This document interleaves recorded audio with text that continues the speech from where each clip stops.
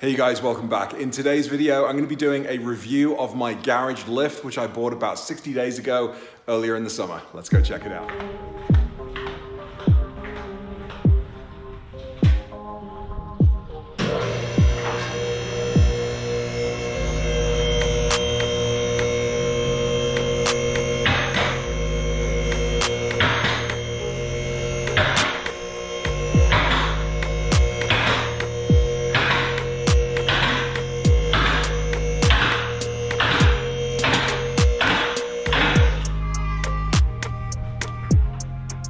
So guys, back in the Auto Amateur Garage and back with my 991. The GT3 went home to its owner last night after I took it out for a spin, after I did a walk around video, but more importantly for the owner of the car, I spent the best part of Sunday afternoon and Monday evening installing a backup cam. So that video is going to be coming out soon, if it hasn't dropped already by the time that this one gets edited. But it's really nice to have my 991 back in the garage. I traded it for a few days with the owner of the GT3. You know, he drops it off for a bit of TLC at the Auto Amateur Garage, and he gets to take mine for a spin for a couple of days. And let that be of interest to anyone else in the Twin Cities. You want any work doing on your car? Let's trade. So yeah, here it is back in the garage. And for the first time in months, it's on the lift. The 996 car, my project car, is in at a body shop being ready for paint. I just sold my Cayenne, so it's a little lonely in the Auto Amateur Garage at the moment. There's just my wife's Highlander, which gets put on the driveway a lot. So inside this 3-car garage, it's really just my 991. So maybe it's time to get into the project car. Who knows? But the purpose of this video, a couple of people have been asking recently how I like my garage lift. And as recently as just this morning, somebody asked me if I'd do a review video. So here I am. And I would say, overall, I'm still really happy with it. I've had a couple of issues, which I'll talk about in this video, but generally speaking, I am very happy.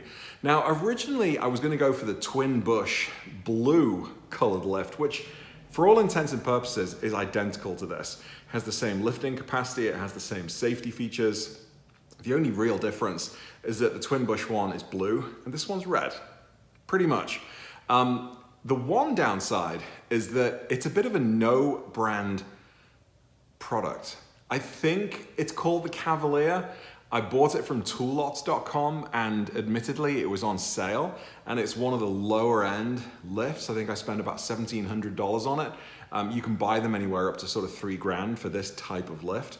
What I love about this lift though is that it gives me about 48 inches of clearance. It goes up 48 inches, so your car, you know, is at 48 inches and then the rest of it is above, where similarly priced lifts to this only went up sort of 32. And I think maybe 36 inches max. So this one got me into the 40s. And being a tall guy, 6'6" and more, it's really useful to be able to sit on my stool, work on the car, and still have it above my head. In fact, it came in really handy the past few days when I was doing the backup cam on the GT3. But apart from the fact that it doesn't have a brand, and therefore trying to get questions answered about it is pretty difficult, and trying to speak to Toollots to get technical support requires a transfer to a company in China, to another manufacturer, who eventually gets back to you, and then you've got to start the whole loop again. When it arrived, the one issue I had with it was that the hydraulic fluid leaked, and I could get it up, couldn't get it down, then got it down, couldn't get it back up. So the pressure was a little off. All I wanted to do was confirm which hydraulic fluid I should use for this car, and getting an answer was almost impossible, to the point where I ended up finding some random website in China with the material in Cantonese potentially, and I don't know what, it had a number at the bottom that just gave me the code that I needed for the oil. Took it down to the local parts store, and they were able to, you know, point me in the right direction. So I got the hydraulic fluid, had to figure that out myself. You know, have I had any other issues with it so far? Really not, apart from one, which was I didn't connect up the hydraulic hoses tight enough. So I got a little bit of leakage, which I'll show you in a second. But apart from that, the lift has been fantastic. It's lifted my Cayenne, it's lifted a Duke Grand Cherokee, it's lifted a Boxster, this 911. The thing I really like about it is that it's low enough for me not to need race ramps to get this car on.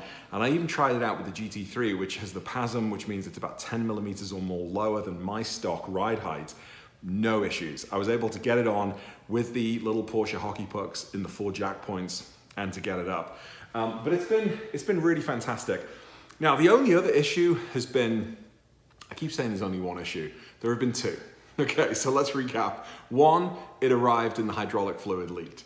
Two, finding the hydraulic fluid was a bit of a challenge. Let's say that that's one. And then 2B, maybe 3, was that I had a slight leak with the hydraulic fluid because I didn't tighten the valves close enough. So, okay, I guess issue number 3.5, 4 has been that if you don't raise it all the way up, and so like right now, I've raised it all the way up, no problem. Brought it all the way back down again, no problem. For the second time, I lifted it up, about a foot off the ground, stopped, and then immediately tried to raise it the rest of the way. It overpowered the garage, the switch flipped in the fuse box, and I had to flip it back and put the power back on. But the issue is something to do with the hydraulic fuel or fluid in the hoses. And once you get it up, it gets released. I'm not sure exactly what, but now that this has been waiting here for about 10 minutes, I am hoping and I am guessing that it's gonna go up all the way, but we'll see. But there are some times when I'm caught a little short. If I just happen to take my finger off the up button and it's only halfway up, you gotta wait 10, 15 minutes to be able to take it all the way up, or in fact, even get it down. So that functionally is a bit of a problem. I'm not sure if that happens with all hydraulic scissor lifts, but that's a bit of an issue with this one. And even refilling the hydraulic fluid to the top and making sure that it's, tops off hasn't really helped. So let's see now if I can get it off the ground.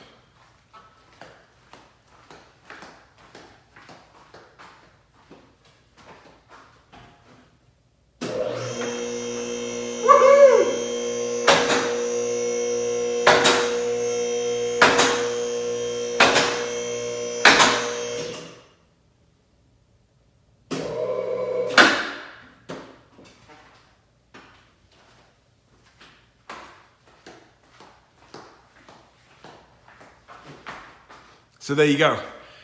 I left it for 10, 15 minutes. It was going up just fine. I intentionally stopped it and then tried to restart it, and the same thing happened. It tripped my electricity. So I guess that is functionally a bit of a problem. If I wanted to work on this car, I'd have to just leave it the way it was, like it is right now, or I'd have to wait 10, 15 minutes for the fluids to reset or whatever it is that they're doing, and then try again. So apart from that, functionally this thing is awesome.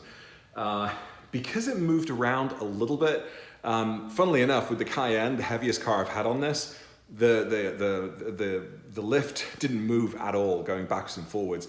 With my 991, it doesn't move at all. When we tried to get my friend Steve's Boxster on here, the minute he started to push against it, the lift actually moved with the car, which is obviously not good.